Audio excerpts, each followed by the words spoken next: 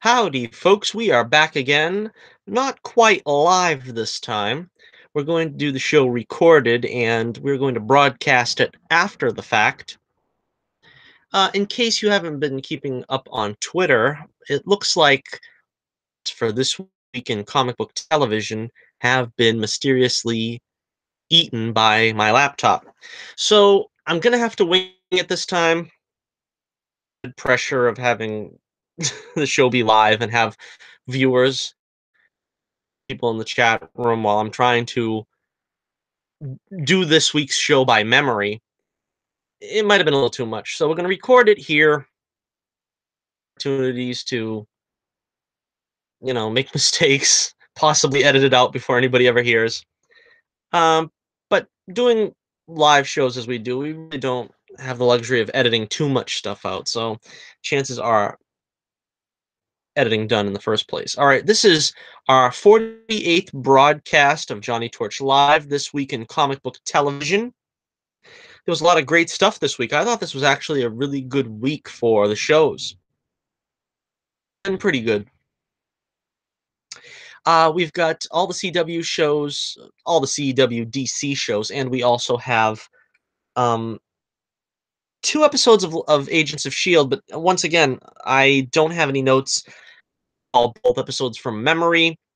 I saw last night's episode last night, so I shouldn't have too much trouble there. But I do have a couple of pages here brought up to try to remind me. I've got, let's see, the Hollywood Reporter, and I've got, what is this? AV Club? A couple of sites to try to jog my memory in case I don't remember exactly some of the things that I wanted to get to that I jotted down that is completely missing in my notes. All right, but first, before we get to this week in comic book television, we've got a little segment I like to call Johnny's NFL Football Picks of the Week. Is the Pro Bowl, and thankfully, they're still going to do AFC versus NFC. We went to some kind of fantasy draft a couple years in a row there.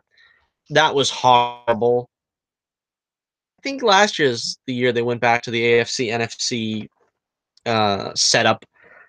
But we've got the AFC versus the NFC. The AFC, we have Alex Smith and Ben Roethlisberger as quarterbacks.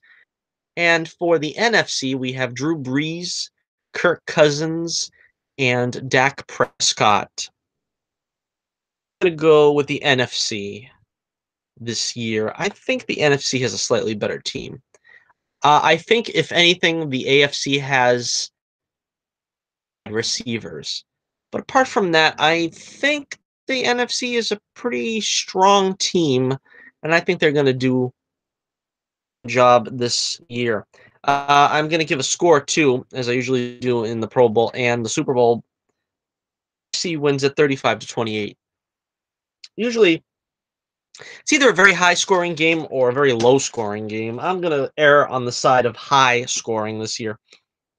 But you never really know what team's going to show up. They're not playing it in Hawaii this year. It's another thing that ping pongs back and forth. Sometimes it's Hawaii, sometimes it's another sunny location. This year being Orlando, Florida. It's always a fun time.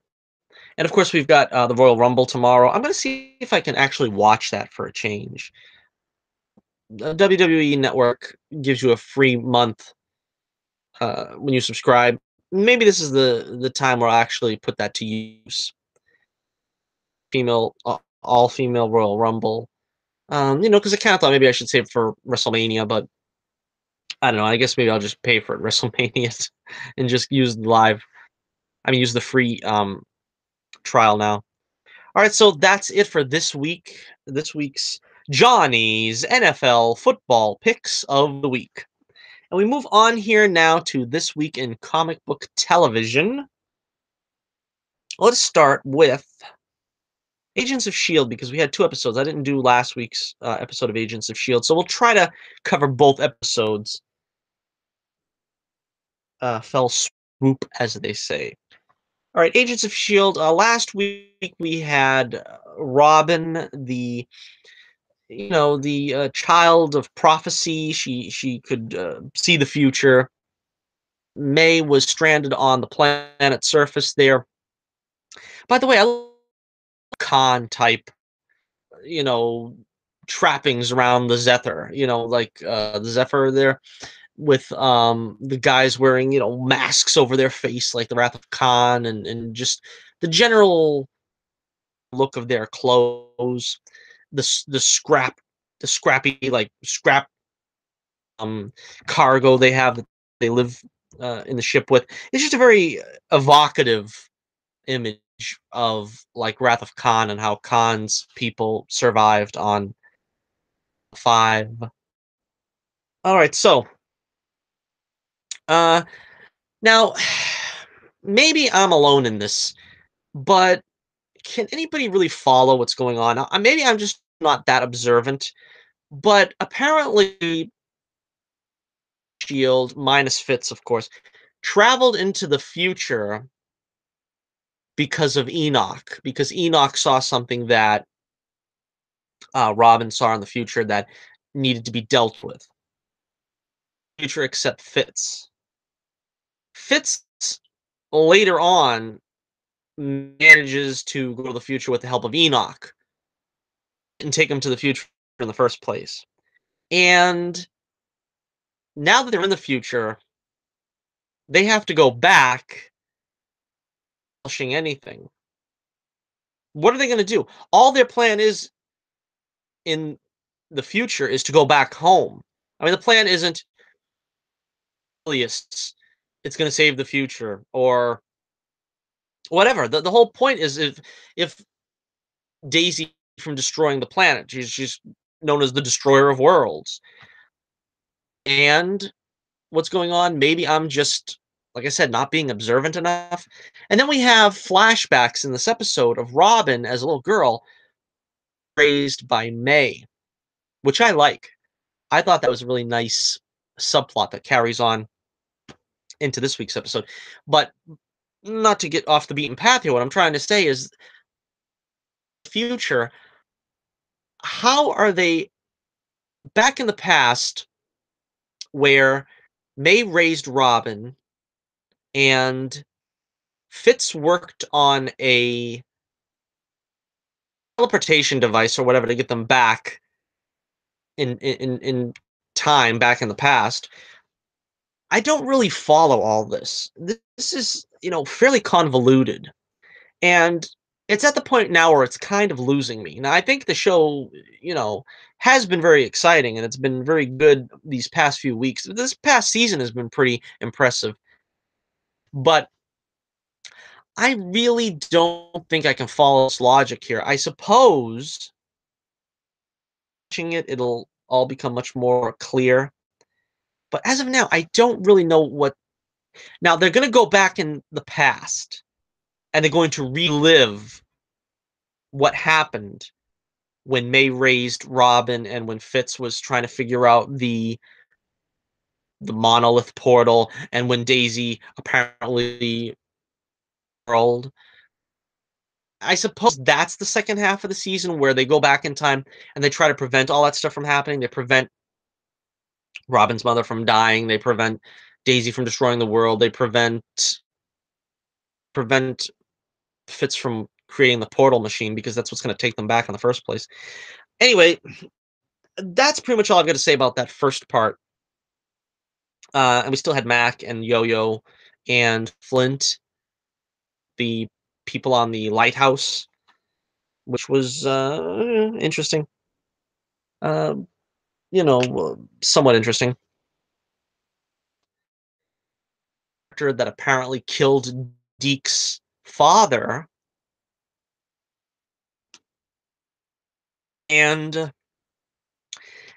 like I said, I don't know.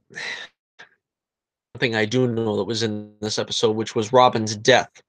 Voss decides that he has to kill Daisy because he doesn't want anyone to know the future, which I don't understand exactly what that means. I suppose Robin's final words being that Flint holds the key is tell, but it seemed, I don't know, that didn't seem like a reason to kill her. I don't know, but I guess that's what's going to send them back, and that's why he doesn't want them sent back because Daisy will destroy the world.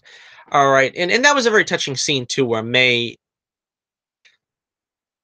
she doesn't remember that Robin was sort of like a daughter to her, and now Robin is, whatever she is, 82 years old or something.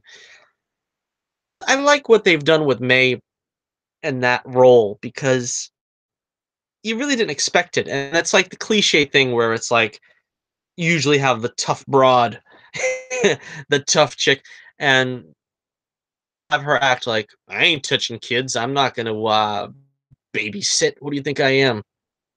I'm an action dame. But no, that's not the way they played it here. They played it where didn't, object really to becoming a mother, a mother figure here. She sort of took to it very easily. And I could see that in May. It didn't seem like it was out of character for her. She always seemed sort of like the mother of the team. I mean, if Coulson is sort of the dad, May is sort of de facto the mother, even though, she's more of a woman of action and not really quite the father knows best character like Coulson is, where you just come to him when you got a problem and sit down and he'll fold his arms and, but I could see her taking that role very well, and I thought it was just perfect for her, and I'd like to see more of that, in the future. I don't know if she's gonna adopt Robin again. Like I said, I really don't know if that's necessary. We're having kind of problem with that over an Arrow, what to do with the kid when you have the hero adopting a tyke, a little tyke. But we'll see. We'll see how it works out, and maybe it could add something to her character if she does stay while she's an agent of Shield. All right, so that last week's episode, from what I remember, it was really good. I'll say 4.5 stars out of 5. Moving on to this week in Agents of Shield, we have. I should have got an image for last week, but I'm not sure, you know, what the image was for last week. So this is for this week. Um, this is episode 10 of the season, I believe. I'm not sure. It doesn't say here in this notes, but the episode title is Best Laid Plans. Uh, we pick up with the aftermath of Robin's passing. Uh, Cassius is planning to strike a blow at the humans, and he rigs the lower levels or whatever to explode. And so it's up to Mac and Yo-Yo and Flint to try to stop this from happening. So I'm going to deal with that part of the story first. Cassius didn't really have a whole lot to do here. That's what it is. I mean, for being the heavy, he just comes down and kind of has a shouting match with them. But apparently, Mac and Yo-Yo and Flint have the surviving members uh, place the explosives on a different level so that when Cassius does make good his threat and blows up, the lower levels or whatever, what he's really done is closing off his side, the Kree area from the humans so that they're apparently safe. I believe that's what was going on.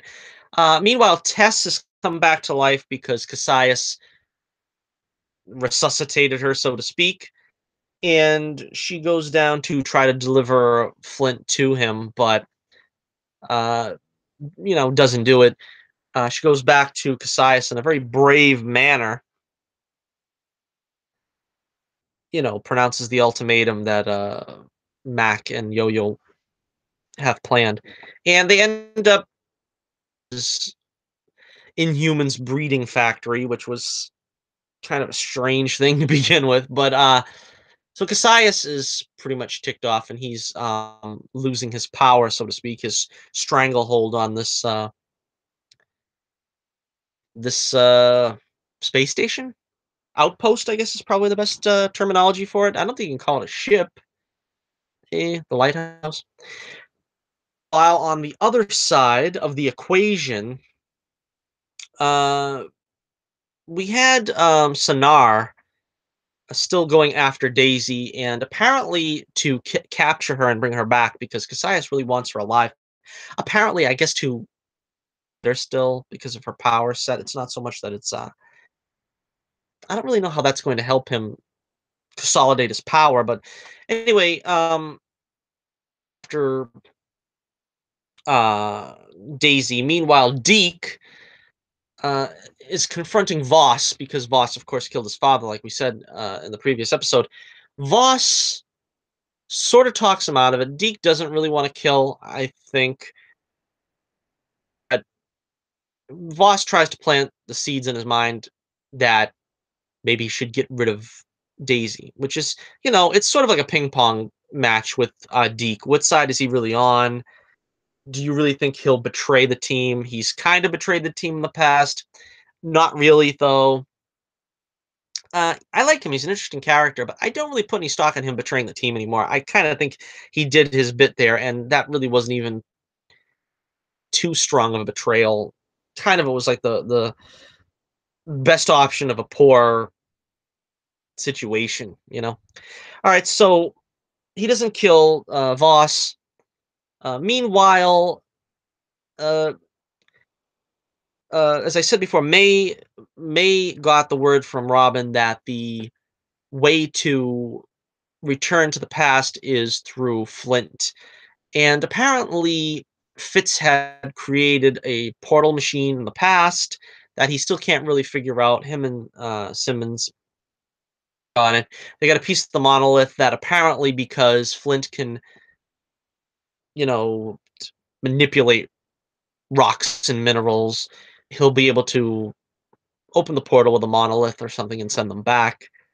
Um, Plan anyway. So meanwhile, Snark ends up tracking down Daisy, and they duke it out in a pretty good anti-gravity fight. As always, like I said, Daisy gets the stuffing beat out of her. She almost is constantly getting beaten in this show by various villains. I don't think anybody else gets as much action scenes as her. And she's basically the superhero of the show. You know what I mean? So I mean, I understand that. I kind of would like to see Coulson get into some more action and more scrapes, but of course she's the superhero, so you kind of expect her to take the brunt of the action scenes. Okay, uh so the conundrum really is now that Daisy says maybe she shouldn't go back to the past with the rest of the team because she's the one that's supposedly going to be the destroyer of worlds and destroy the world. But Coulson has a different take. He thinks that she should stay with the team because she's the most powerful one, as we just said, and it's pretty much riding on her, for their safe return back. Someone with powers is going to be more of a help. Now, the thing is, I don't really think they broached this idea, though, that Daisy has the inhibitor.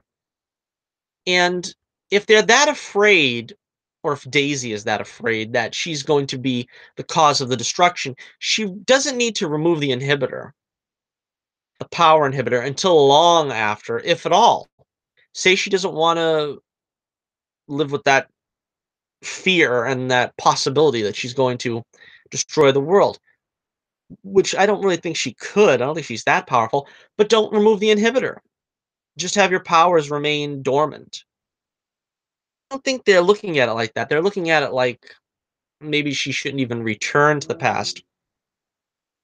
I think that's more of a danger using her powers. I think as long as her powers remain dormant, she really doesn't have anything to worry about in returning to the past. So that's interesting that maybe they should have thought of a little bit more. It doesn't seem like this conundrum, like I said, that should she even come back to the past? So I guess that's about it. As I said, apparently Tess is going to be all right now. She's still alive. after Cassius brought her back. That's cool. She wasn't a bad character. I thought she was interesting originally, and to have her in the and is not a bad idea. Of course, Kree technology seems to be able to resuscitate the dead as we know it because they already brought back Coulson with that technology. So it's not a left turn by any means to what they can and have done in the past on this show. All right, so I'm giving Agents of S.H.I.E.L.D. Best Laid Plans 4.5 stars out of 5. That's 4.5 stars out of 5 for this week in Agents of S.H.I.E.L.D. All right, so let's see. What do we have now? Let's take a look at the CW shows. I'm going to take a look here at these. Again, like I said, I'm going to try to do these from memory, but I do have some notes here from recapped or reviewed the shows. We're going to start off here with Supergirl. And this episode, this had Sarah Douglas, as you may remember, who played Ursa in the original Superman films, the original first two Superman films. And it was great to see her again. I'm glad they're all the actors from the original Superman series and other incarnations. I still am hoping that they're going to reach out to Stacey Hyduck, who played Lana Lang in Superboy. I'd love to see her get a good role because she hasn't really done too much. I remember seeing her on was an episode of Heroes, and that's what I mean. That seems to be the kind of thing she should be playing on a show like that. And Supergirl, who has the most reason to bring her in, has completely, ignored her at this point. And I certainly hope they're going to try to bring her on at some point in the series. All right, so rain is still raining down terror on National City. For some reason, there is I don't know, a blue star or something that is going to give off radiation or something that's going to kill only males, which is pretty convenient because that way we get an all-female team up here, which I liked. I'm not complaining about it. I mean, it sounds kind of corny that, oh, you go over here and, all men are going to die, so. And of course, Supergirl doesn't have her powers in this area because it's a blue star, which is, in a different proximity to the yellow sun, which is what gives Kryptonians their powers. So she, along with Saturn Girl, Hubba Hubba, and is recruited. I thought this was cool because I like Livewire, and this is kind of sad that they kind of tossed her aside in this one. They just threw her away as a character. It's like they didn't know what else to do with her, and it's like, well, we can't keep bringing her back, can we? Let's just kill her off. I didn't really like that idea. I didn't like the idea of killing her off. I kind of like that they pushed her into a frenemy area, because she was originally very, well, she was a bad girl. She was a mean girl, and she was very at odds with Kara in her Supergirl persona, of course. And to see the kind of strides they made in making her sort of a frenemy, I thought was pretty cool. And I would have liked to see that explored more, but it didn't happen. Also, they brought in Psy. They brought her back from the DEO lockup. She has the powers, of course, like to create mental disturbances and stuff, which she kind of did to Saturn Girl, which I didn't understand on purpose or not. That was sort of just there to set up the I don't know if I can trust you. Can you leave her with Saturn Girl? That kind of thing. That kind of really wasn't needed, but it's the only thing that made there feel like there was any jeopardy for those two. Because basically Saturn Girl was just trying to fix the ship the whole show, and they had to depend on the two criminals basically. Livewire was trying to make a go of it as a waitress, which is admirable. She didn't go back to crime, but Supergirl said it was basically because she was afraid of getting picked up by Rain, who she says kills the villains. Although I don't remember that. I remember her taking the truck driver or whatever he is and throwing him into the Catco. I don't know if she killed really, but so anyhow, they go to this space station or whatever, Fort Roz. That's what it was. The show's episodes. And of course, all the male villains that were there have died. They have a cool little action scene with another female villain that uh, the Kryptonian witch, so to speak, I suppose. And there's some like wraiths or something, some wraith-looking characters that are show up also here causing trouble. So uh, this I'm trying to see what this character's name is that Douglas played. I don't see it in this write-up that I have here. But if I remember correctly, her name was Jinder something because I remember "Don't hinder the Jinder," and I liked that they gave her a line that sort of harkened back to Ursa, the lines of "I've been here for time without reason," and of course that immediately made me think back to one of her famous lines, "I have powers beyond reason here." And she said it kind of the same way, but of course there's a distance of 30 plus years between the movies and the show, but it was cool. I liked that. I liked that they tried to sort of give her a line that was familiar to the original. And she's dressed sort of like the Emperor here as a Kryptonian witch. And yes, it was great to see her again. They unceremoniously kill her off when sort of like the Kylo Ren thing, which is she's kind of bragging about how Rain is going to destroy you, Supergirl, and then Rain just like uses her heat vision to just blast, just blast Jinder into oblivion.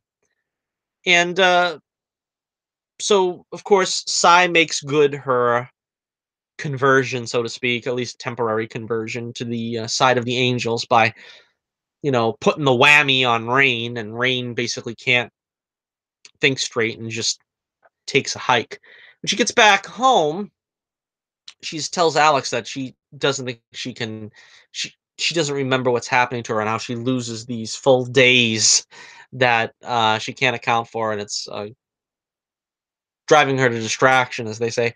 I think the subplot we haven't touched on, the subplot, just to finish up on the story proper, um, before Rain takes off, Rain is about to destroy Supergirl with her heat vision because she's not entirely Kryptonian, which I didn't understand that either. She's something else, I guess. I don't know.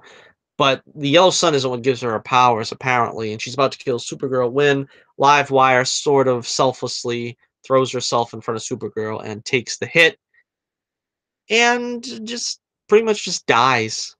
I thought maybe they could bring her back and have her like transmit herself into electricity or something, but no, the body sort of just lays there. And you know, in a comic book show, and particularly on the CW, how many characters have died, turned to the land of the living.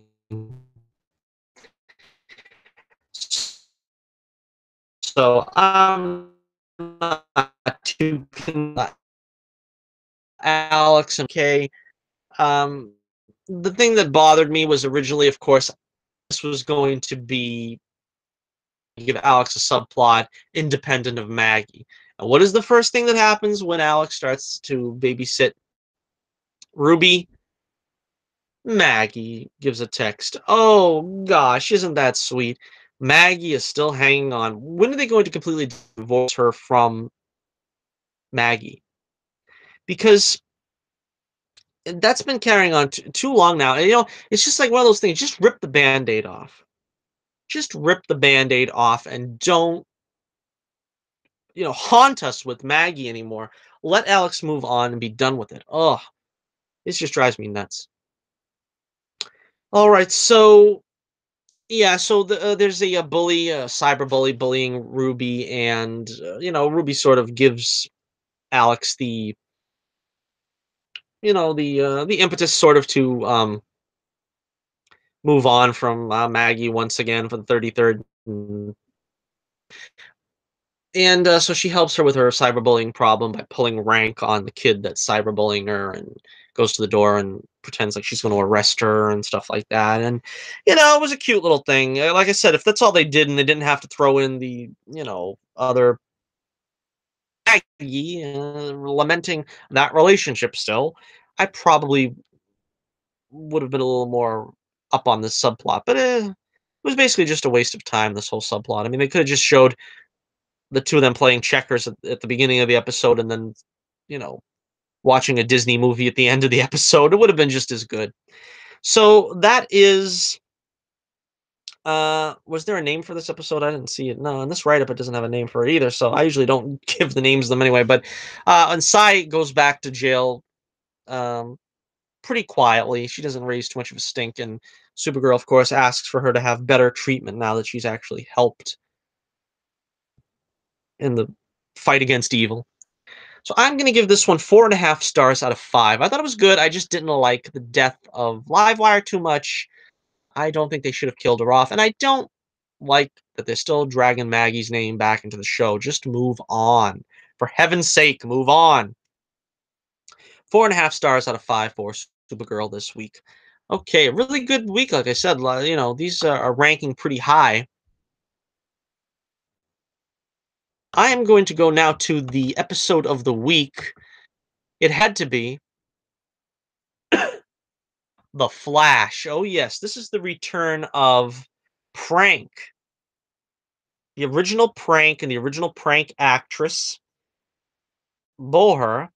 I hope I'm pronouncing that right.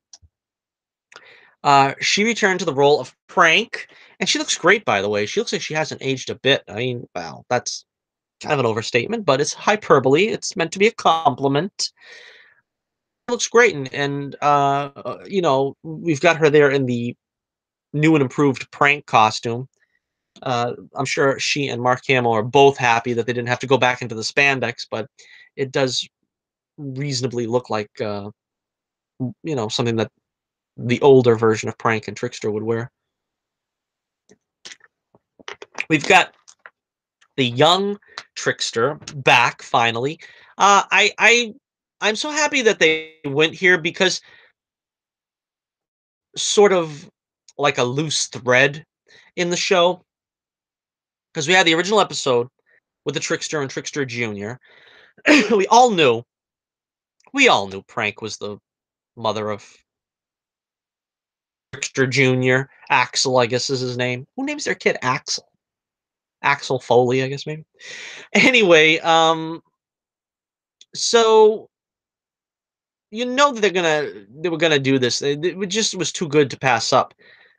So we have the Trickster family now, but we don't have them all in the same place. It's disappointing that they couldn't get Mark Hamill for this episode, though, because apparently either he was still filming The Last Jedi when they filmed this, or he still has that contractually obligated beard that he can't shave because he's gonna be in episode 9 as a Force ghost. So, but I was just expecting him to have a few months where he didn't have to have the beard and he could do an episode of The Flash like he did last season before going back to growing the beard again, full growth. But so this was a fun episode, which is what we needed after the last 2 episodes of the grim and dire situation there. So Prank breaks Trickster Jr. out of prison, and she's kind of still, she's more normal than the other members of the Trickster family, but eventually she gets off her meds. I think that was a tribute to the Justice League episode where Mark Hamill, of course, provided the voice of the Trickster there too, and the Flash basically said he's harmless as long as he's on his meds. Well, she gets off her meds and now she's acting like Prank. And they kept pretty much everything from the original Flash show. I mean, the music, Clark's toys. Her name is Zoe Clark, just like the Flash from the original series, which makes it interesting. See, this is the problem. If they do a Flash 90s world where, John Wesley's ship is still Barry Allen wearing the costume, you're not going to be able to use the Trickster and Prank and Trickster Jr. because you already got them basically here in the original world. But, you know, I guess that's a small problem to have. I mean, maybe they could just have him, I don't know, make a cameo in that crossover should they ever do it. Have Mark Hamill and Prank and Trickster Jr. on that planet, on that Earth, I should say. Anyway, so one of my favorite lines was Prank saying, "I haven't killed anybody in a long time." She's disappointed she didn't get to. Um, I don't know. I don't think she really killed anybody in the original show, but that was a funny line. I like that. That was the line of the night. Trickster Jr. is basically trying to prove himself to his father because his father took off. This is something that's also a loose thread. Now, what happened was uh, him taking off. I remember there was the Christmas episode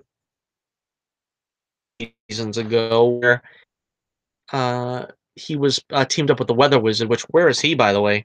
When are they gonna get the Rogues together as a season threat?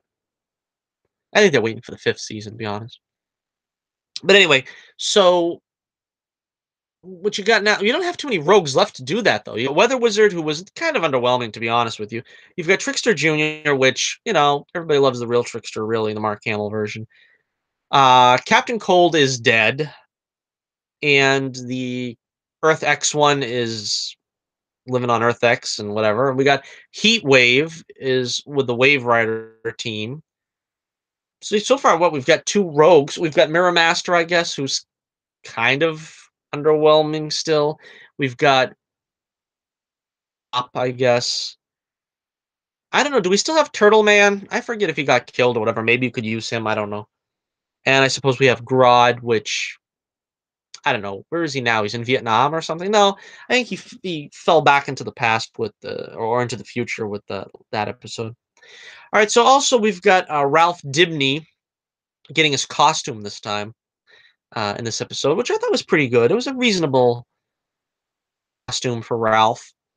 It kind of reminded me with the glasses of Weird Al's costume in the Dare to Be Stupid video, but I liked it. It has the same kind of color tone, and the struggle was for Ralph in this episode to be a hero because the acid that he was exposed to from the trickster made him realize he's not invulnerable, and at least acid is going to do him damage. And he kind of wanted to hang it up, but to his credit, he didn't hang it up. He persevered, as they say, after a meeting with Barry in prison, where he sort of lifted his spirits. As for Barry, we've got Barry in prison, and this is the Goldberg episode where Goldberg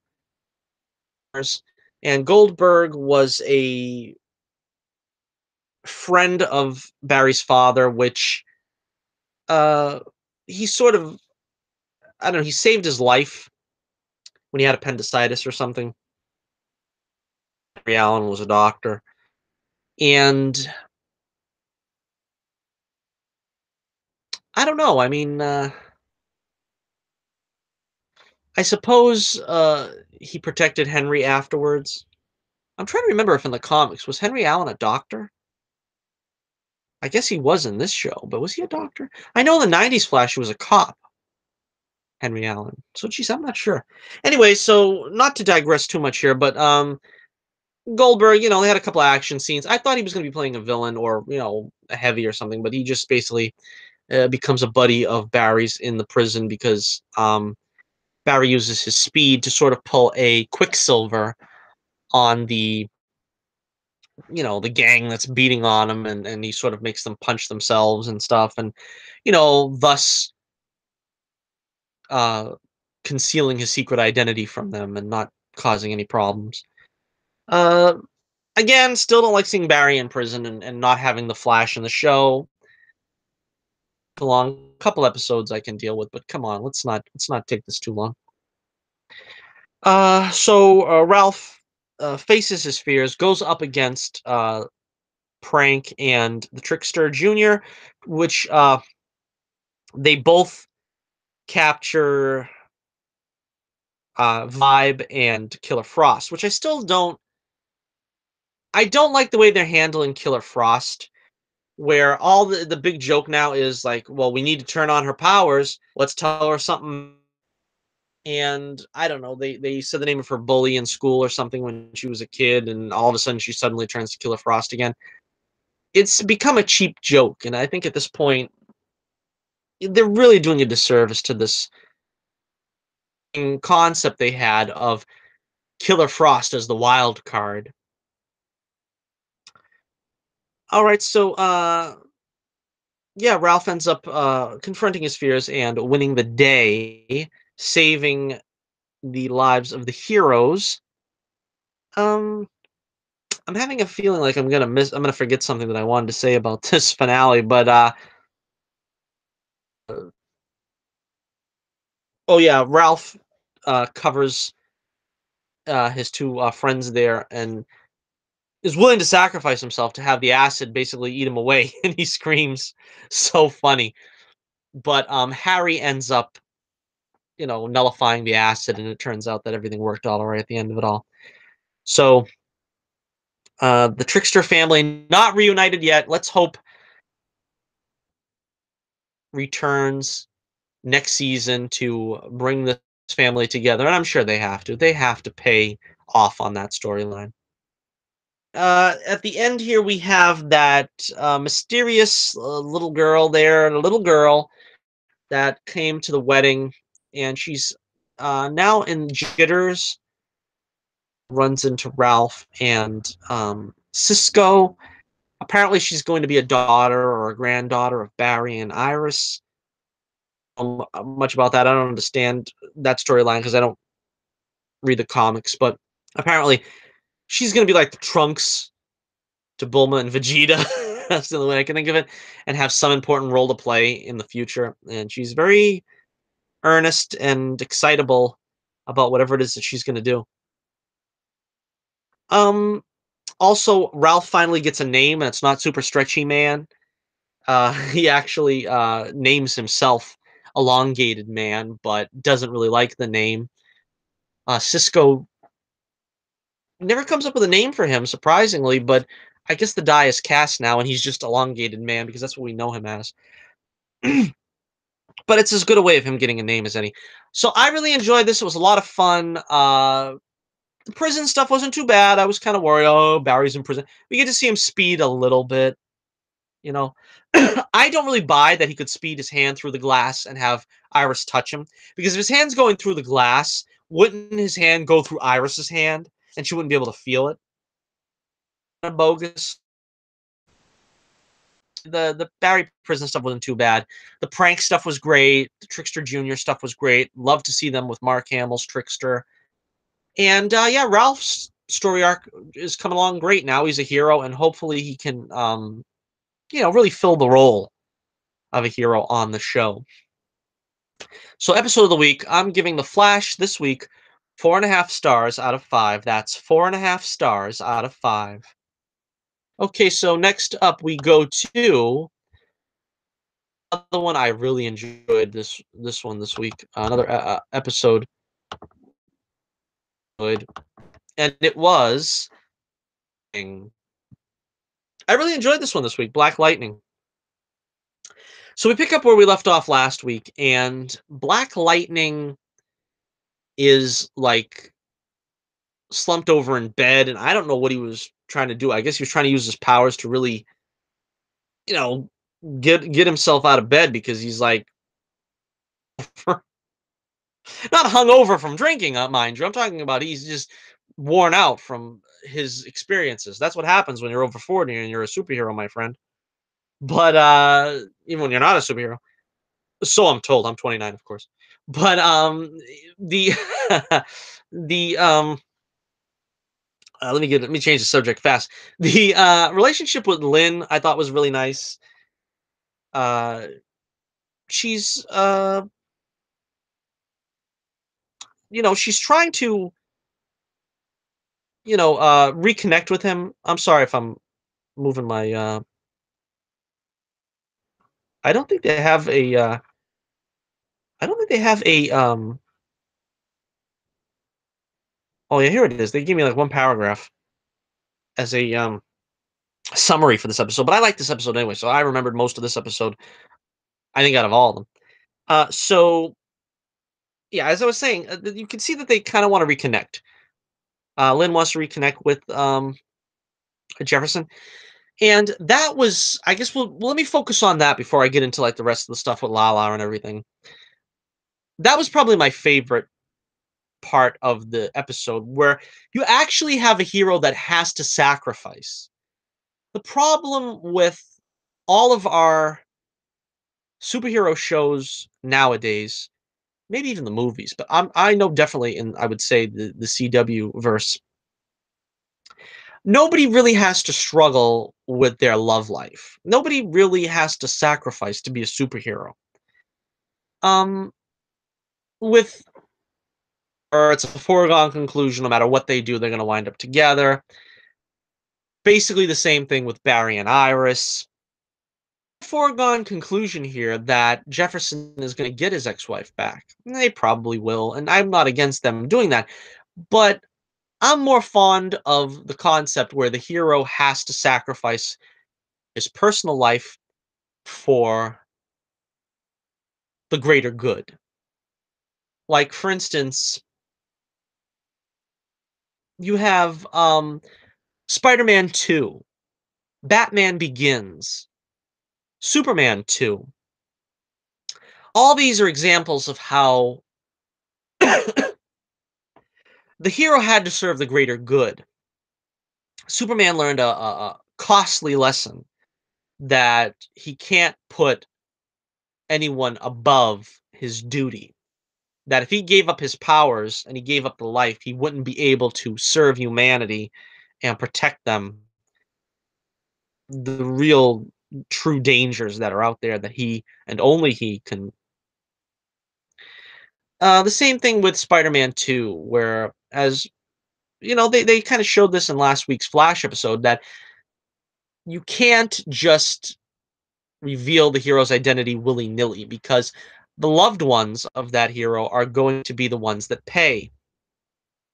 We heard about, at least they paid lip service to it in Batman Begins, where Alfred says, you want to protect the people you care about from reprisals. So the superhero secret identity is very important, and the protection of loved ones is important as well.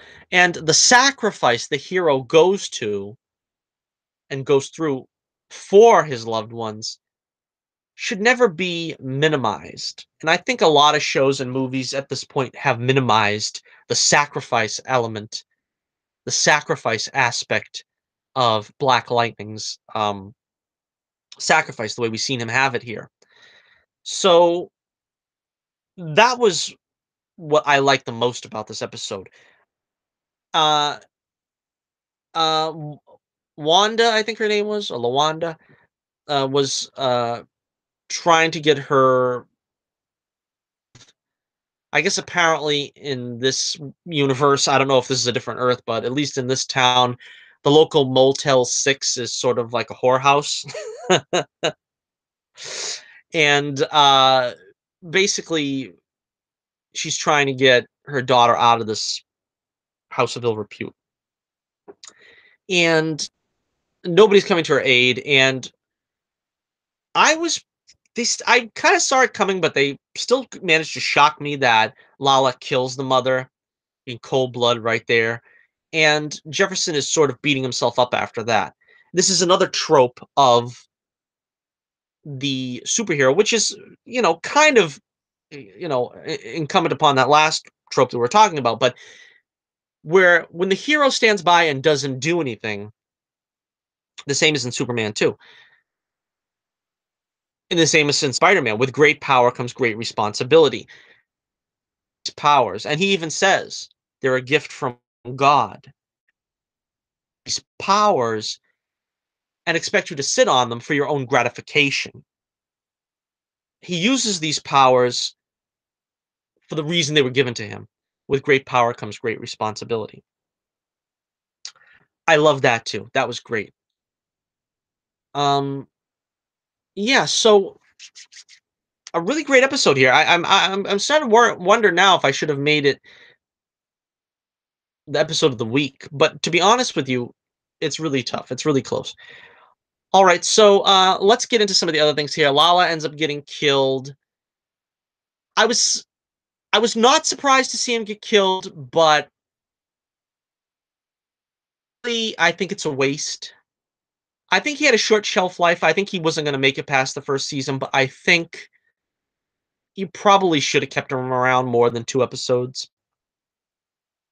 They had the little brother that he that he was verbally abusing last week. That I don't know if maybe that was unintentionally hilarious to me, but I was cracking up the way he the way he menaced that kid, and the kid shows up again with his little box of Boy Scout cookies or whatever, and he takes out a squirt gun with ketchup in it or something, and he squirts Jennifer with the squirt gun. Uh, I don't know. At least they kept the little brother in action there, but I guess it goes to show that they got such a grip on the neighborhood that even the little kids that are 10 years old are susceptible to being co-opted by the gangs, by the 100. And and so anyhow, here, but because I got so much to say on this episode, but so Jefferson goes back to his wife and he tells her, "Look, I can't just sit on this power that God gave me. I got to use it." So he goes back out like a boss. That was so great seeing him go into the and just kicking butt left and right, going straight in. Uh, the police end up finding him here, and he sort of just backs out. I guess Henderson is the chief of police or whatever he is here, the captain of police, whatever. And he kind of knows Black Lightning, and he doesn't, I don't think he really treats him like a villain or something. But uh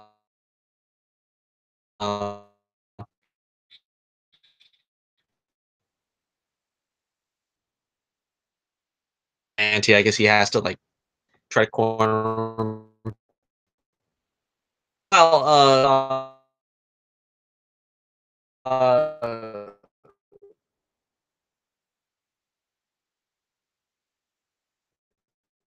him to help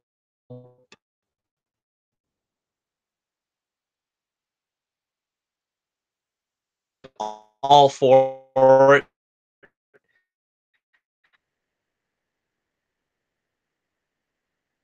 He's like all for it. It's another reason why I like him. He's not really the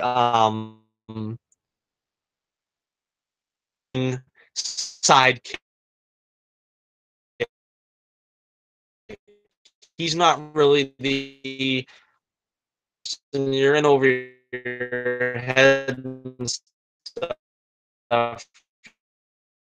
You know, young man. He's all from Jefferson back to the ring. He's all and use those powers.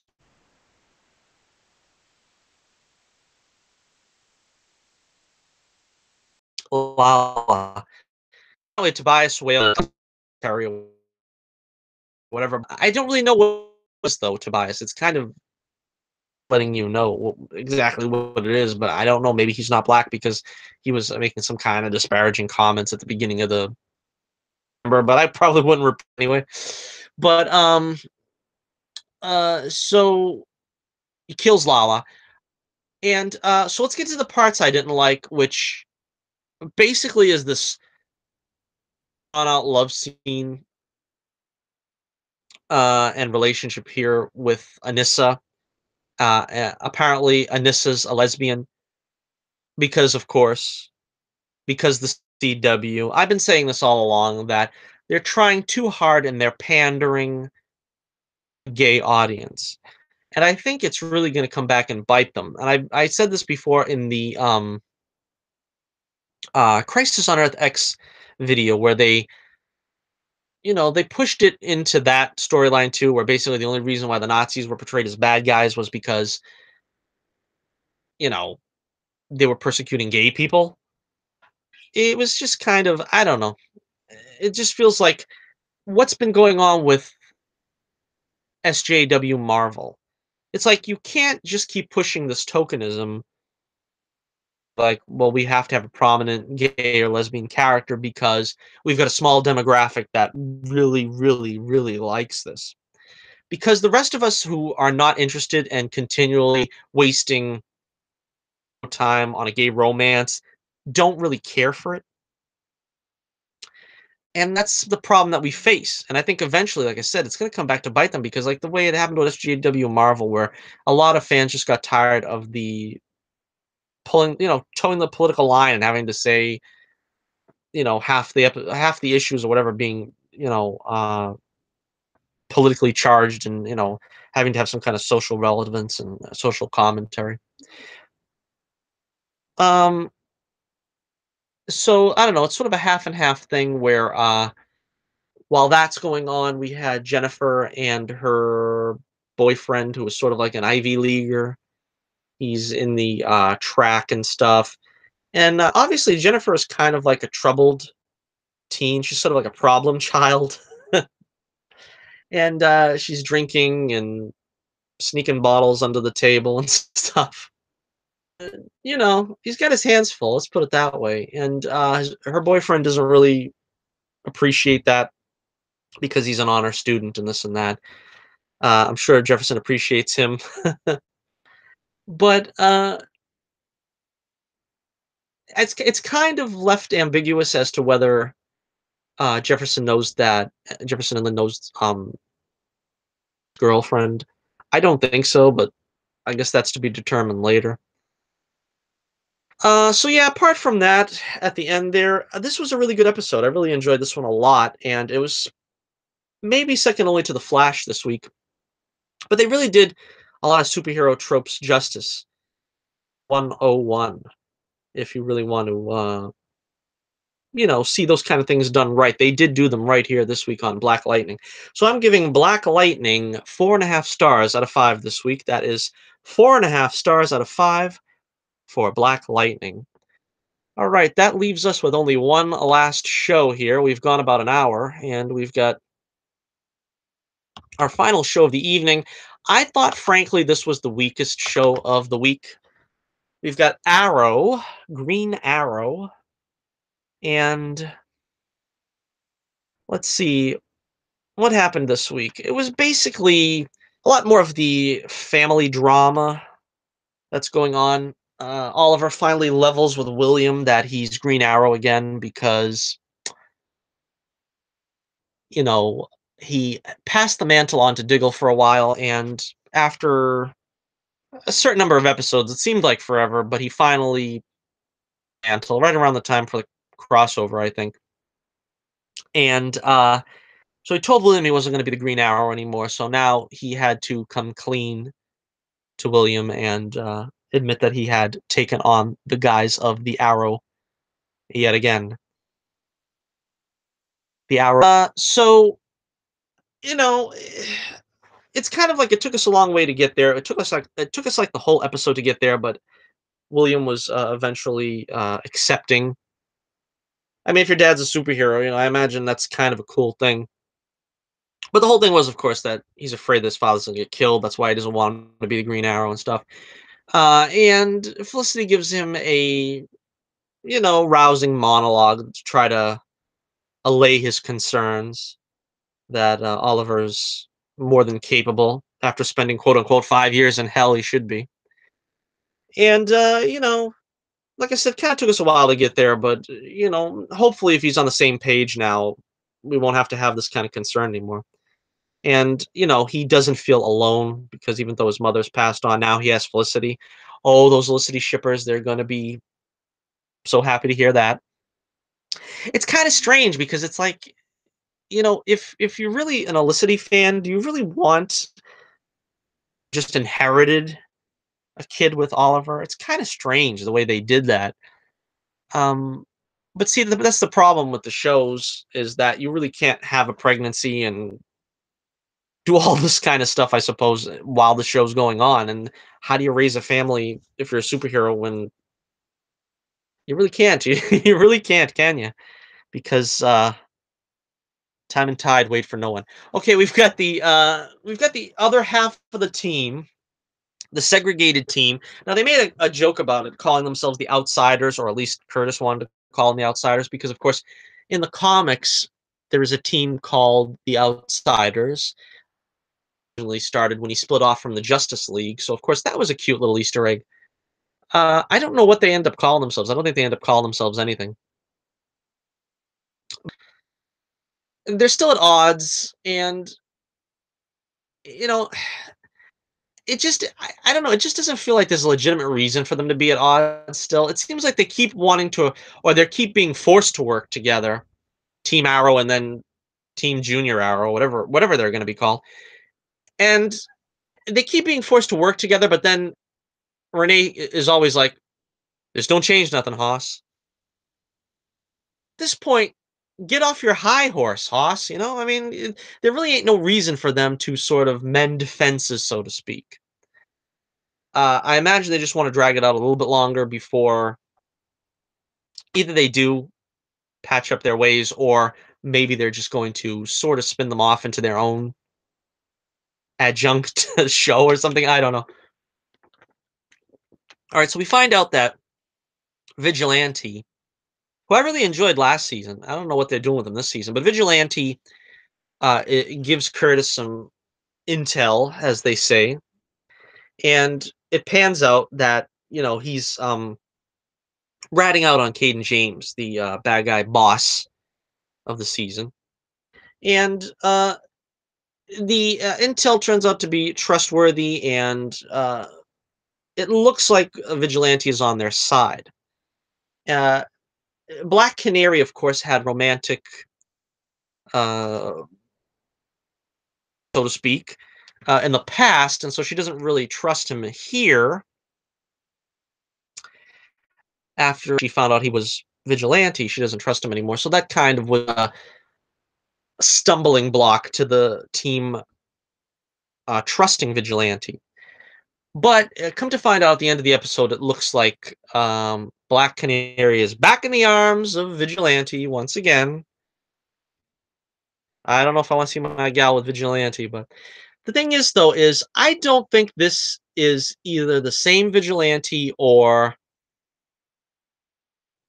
something had to have happened, because this is not last season's Vigilante. Last season, Vigilante was killing criminals with reckless abandon.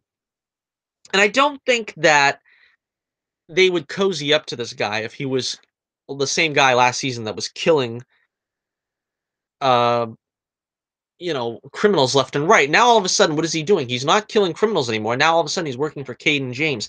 It doesn't seem to really make much sense unless they were two separate characters. Apparently they weren't, but then I don't understand how this abrupt shift, or for some reason, all of a sudden has become. Originally, he was just interested in killing criminals. Now all of a sudden, he's working for Caden James, and he wants to think on Caden James. I don't know. Again, this goes back to what I was saying about Agents of Shield. I don't know if I really understand it.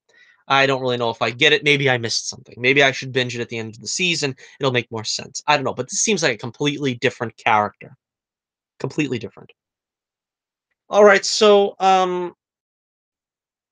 Caden James, he wants to hold the city hostage. He's holding the city for ransom unless Mayor Queen delivers him $10 million a day for as long as he wants to demand $10 million a day. Originally, of course, Oliver is not going to, as they say. And we get to see Thea still working with Quentin. I like that they brought Thea back, but they really don't know what to do with her. I don't know why they just don't make her Speedy. She spent like 2 seasons trying to shirk the Speedy responsibility. Can we have, please, just for as a few episodes at least, for as much as humanly possible. We find out that Caden James wants revenge on Green Arrow because he believes that Green Arrow accidentally killed his son. So this is the impetus from him doing all this because he wants revenge. Now, from what I understand, it was an accidental death, and we don't know exactly. This feels very much like last season, where we didn't know who Prometheus was, and we didn't know why he had a grudge against Green Arrow. Now we've got her having a grudge against Green Arrow because he killed his son, apparently accidentally. I don't know where they're going to go with that. It's interesting to speculate who the son is. Is the son somebody we know or have known? I also like to know how Anatoly figures into all this, because it just doesn't feel like it's a team where all the puzzle pieces fit. Vigilante is a wild card killing criminals. Anatoly is part of the Bratva. We had that serpent head guy that ended up getting killed today when Vigilante killed him. I don't really know. It's very confusing to say the least on where all these people are coming from and why they're aligning themselves with Caden James. The only one I can figure is Black Siren, because she's basically a criminal for hire, it seems like, and as long as she's getting paid, she's not going to complain about whatever Caden James is doing. So yeah, we had some good action as well as usual. A lot of explosions. Green Arrow coming to the aid of William with a Spartan. Spartan, of course, looks like he had a costume upgrade from Cisco. They kind of subtly just said that he has a little red in his costume now. Look good. And apparently Diggle is back in action now. Finally, thank you. They had to mention that, oh, Diggle misses being the Green Arrow. I don't really see Diggle being the Green Arrow as something that is important to him. Just to be, not even necessarily even Spartan. If he could just be doing anything he can to be helping. Like for many years, he was just John Diggle. He wasn't even Spartan. Now he's Spartan. I think he would be happy to stay Spartan. But if we're going to keep playing this ping pong game where, you know, are we going to have Diggle back as Green Arrow next season? Or, let's just cut ties with that. Just let's keep Oliver as Green Arrow. And, hopefully, you know, they don't, overuse this character of William. I still don't understand. I thought it was cool that they had him being, proactive and helping the kids escape from the school bus and stuff. He was a hero in his own right. And although they didn't really play on that, that might have been a reason why he was all right with his father doing what he does, because he was doing the right thing at the moment. I thought that was pretty funny, the scene where he's watching and Felicity covers his eyes because he's stabbing a guy in the leg or something. But apart from that, I mean that was funny. It was, like I said, played heavily to the Elicity fans, and I imagine that was great if you're an Elicity fan. I was kind of, I don't know. I just felt like, in a sense, there was, if Oliver can be talked out of being Green Arrow so easily, it just seems to me that his heart isn't in it. I mean, I'd like to see him more explaining to William that he does this, not so much that he enjoys it as much as that it's because it's a calling, and he has sort of a responsibility to do it. That's something that we saw with Black Lightning and we didn't see with Arrow, and it's kind of what disappointed me about it. So again, we'll see what happens between Vigilante and Black Canary. Oh, that was another great action scene where you see Black Canary use her canary cry to stop the train from crashing because Caden James was monkeying around with the electrical systems and electrical grids in the city and mucking around with causing panic and stuff. And it was, it was a decent episode. It was enjoyable, and I'm gonna give it 4 stars out of 5. I'm giving Arrow this week 4 stars out of 5. All right, so that about does it for this week in comic book television. Saturday here with us on Johnny Torch Live. We try to give you this week in comic book television every Saturday. Every Saturday, we go over the previous week's adventures with the Cape and Tight set. Let me know what you think in the comments below. What was your favorite episode of the week? Least favorite episode of the week? And, general idea on where we're going in the future with these shows. Just exactly how is Barry going to get out of prison? Just exactly what is in store for against Rain. Let me know in the comments below. And return next week for the only way to spend your Saturday here with us on Johnny Torch Live. Until next time, this is Johnny Torch reminding you once again, keep the flame burning brightly, and I'll be with you again real soon.